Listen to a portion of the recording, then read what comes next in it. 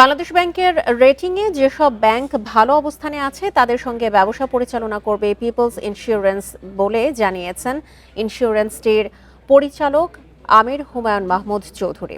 রাজধানীর বারিধারায় university of information technology and sciences এ ইন্স্যুরেন্সটির বার্ষিক ব্যবসা সম্মেলন 2026 অনুষ্ঠানে কথা বলেন তিনি। কমিশন মহামারী থেকে সকলকে বেরিয়ে আসার আহ্বান জানান তিনি।